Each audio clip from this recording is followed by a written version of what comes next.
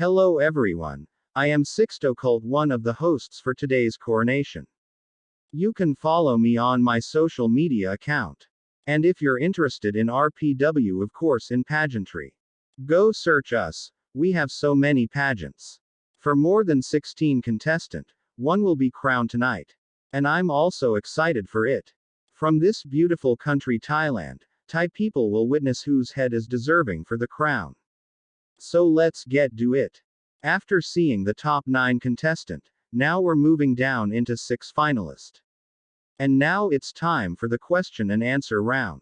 Mexico is first. Mexico has one of the countries that has the highest crime rate. If you are in the office, what would be your solution to solve this problem?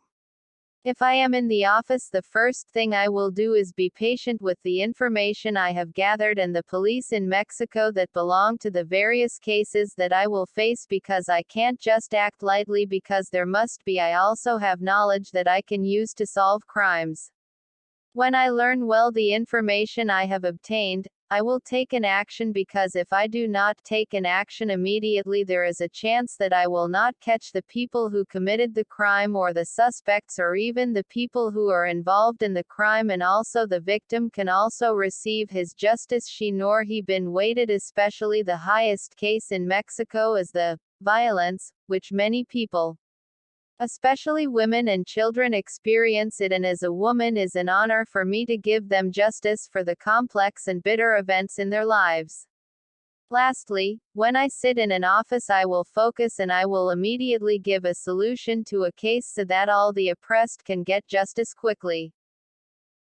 Thank you, Mexico. Greece, it's your turn. Beliefs and opinions are important, so do you agree in Greek mythology? From the word itself, it is just a myth. It is not entirely real, but it is a representation of the current events around the world. Furthermore, this mythology has influenced several civilizations, religions, and traditions across our country. It greatly impacted the popularity and economic stability of my country for its movies and books adaptation. For this reason, we don't need to believe this mythology is true, we just need to acquire lessons from it, benefit from its impact, and use it to teach the future generations the importance of preserving our culture and heritage, for it served as the foundation of political institutions and poetic traditions. Canary Island, please come. What achievements you want to see in your country for the next 10 years? Canary Islands has been a gateway for migrants from Europe, Africa, and other parts of the world since then. And one of the goals I'd like to see my country achieve in the next 10 years is to rid our island of xenophobia and racism for all ethnicities, colors, and groupings. An island will not function efficiently if everyone refuses to collaborate and continues to emphasize prejudice against others, as this will only promote animosity, and as hatred grows, unity will be impossible to accomplish, resulting in an uncooperative and misanthropic society. That is why I want my island to be open to everyone. Let us put egos aside and work together to produce a single manpower that presents ethics. Lithuania, you're up. Because of growing population crises, do you in favor of third child's policy? Why or why not? I'm neutral on this, and I believe that this rule does not always make sense, as statistics shows that the majority of couples choose 2 to 3 children, implying that couples have always followed the 3-child policy doctrine even without the law. However, in those countries or groups of individuals who do not fit into the data I provided, particularly those with more than 3 children, I believe the 3-child policy should be enforced, but only in conjunction with appropriate family planning. Brazil, please step forward. How will you react if you know you won the 100 million lottery draw? The excitement most people experience that causes them to scream and jump up and down just isn't there for me.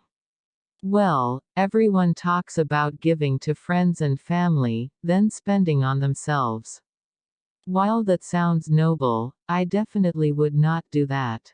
If I won the lottery 100 million, I would use it as capital in order to set myself up for a good future. First, I would invest about 20 million in my business. Assuming the market grows at 7% per annum, I would earn over a million pesos per year. I would open up another brokerage account, invest 20 million and watch it grow. I would also donate to anti-bullying charities. Help them with their work in order to stem out all sorts of bullying from physical to cyberbullying. Because my main advocacy is bullying awareness in pageantry, and I think this is a great opportunity to help them. And for the last, Chile. How do you promote your country's food and tourism? I can proudly say that Chile is a country of remarkable diversity, and our country is particularly endowed with its plethora of conservation areas. The Chilean cuisine is based on a combination of traditional Spanish cuisine and other influences. I conclude that I can promote all of my country's tourism and culinary diversity by recognizing origins, re-identifying, empowering, and promoting the different cultures that Chile has and influencing people. Especially to my fellow citizens, who might start promoting our traditions and hereditary nationalism.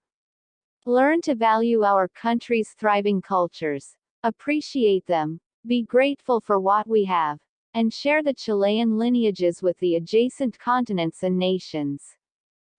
Well, thank you ladies for answering the question.